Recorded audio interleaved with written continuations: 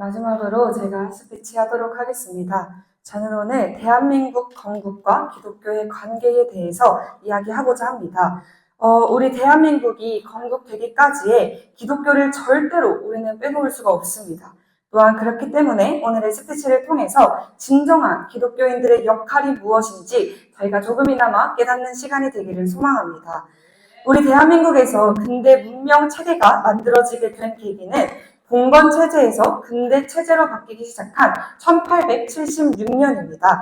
특히 그 이후에 펼쳐진 기독교 선교사들의 역할에 우리는 절대적인 힘을 얻게 되었습니다. 특히 1882년 미국과의 수호조약 이후 문명 변화를 만들어내는 주요 활동은 오직 기독교 조직에 의하여서 다 만들어졌습니다. 저희의 개항 10년 뒤인 1885년을 전후로 가장 고립된 폐쇄, 낙후체제인 한국에서 펼쳐진 이 모든 기독교의 활동은 커다란 전환점이 되었습니다. 대표적으로 연세대를 만드신 언더우드 선교사님, 또 이승만 박사와 배제학당을 키운 아펜젤러 선교사님 등이 있습니다. 그들로 인해서 1885년 한국 최초인 인천내리교회, 1887년 세문안교회 및 정동교회 등이 설립되었고 학교, 병원도 세워졌습니다.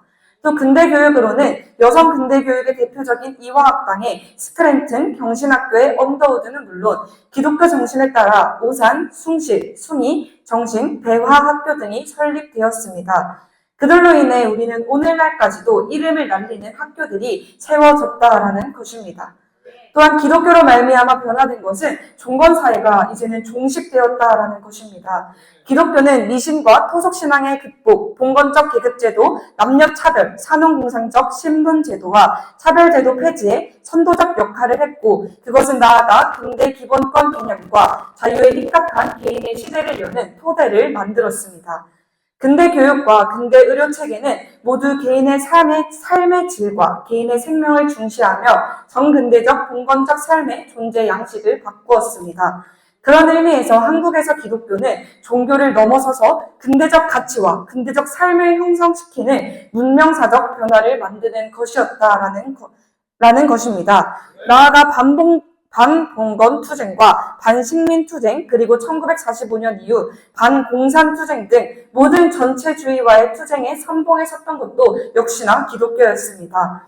자주 독립국가의 지향과 근대민주공화제의 건립에 기반이 된 3.1운동이 이념적으로나 주도적 활동가에서 모두 기독교가 중심이었고 이승만 대통령과 같은 민족 지도자들도 모두 기독교적 기반에 입각했다라는 것입니다.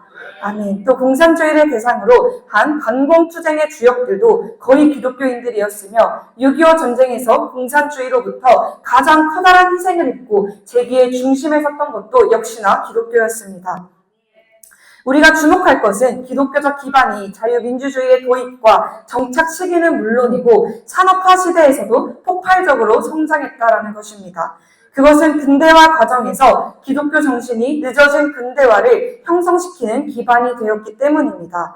상업과 공업에 대한 천시를 극복하고 기업과 장사 및 무역에 대한 자존감 형성을 포함해서 산업공상적 신분사회를 타파하고 오직 남들이 필요로 하는 것을 더 공급하고 서비스해주는 사람에 대한 존경과 보상 체계야말로 기독교 정신이 만들어낸 것입니다. 수백 년간 한국 사회를 지배해온 과거 급제와 공무원 시험과 같은 공직자 중심에서 기업과 시장 중심적 사회 변화와 인식 기반을 기독교가 만들어냈습니다. 높은 신분을 획득하거나 권력 중심적 지배자가 성공하는 것이 아니라 남이 필요로 하는 제품과 서비스를 제공하는 사람이 성공하는 사회로 바꾸어냈으며 상공업 사회의 변신을 이끌어냈던 것입니다. 즉 기독교 정신이 없었다면 봉건적 전통적 한국 사회가 오늘날과 같이 근현대 사회로 바뀌지 못했을 것입니다. 그런데 현재 사회는 어떻습니까? 오늘날 당시의 기독교 정신이 아닌 이제는 교회 키우기에 중심을 두고 있는 것이 오늘날 현실입니다. 교회 안에서 계급을 만들고 등급을 나누고 자신의 삶만을 신경 쓰면서 살아간다는 것입니다. 그러면서 이렇게 이야기합니다. 교회가 정치는 하면 안 된다. 목사는 설교만 하면 되지 왜 나라에 발벗고 나서는 거냐?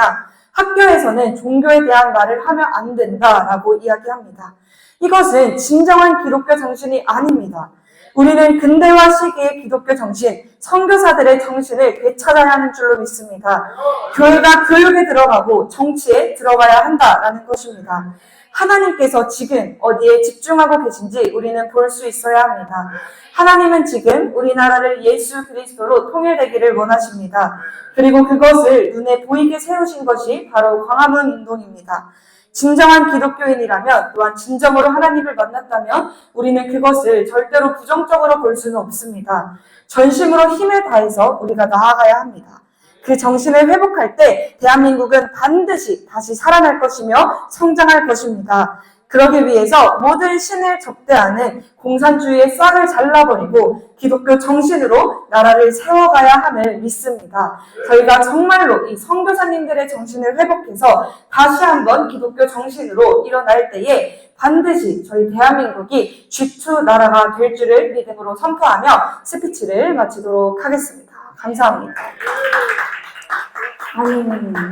네, 이렇게 청년 스피치 시간을 마쳤습니다. 오늘 이 시간을 허락해 주신 하나님께 저희 영광의 박수 올려드리며 스피치 시간을 마치도록 하겠습니다. 아멘.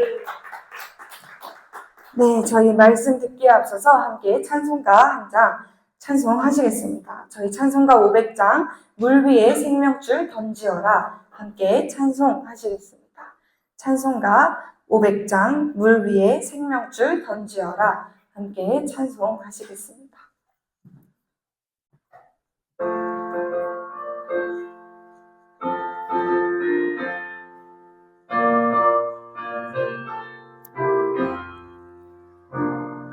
물 위에 생명줄 던지어라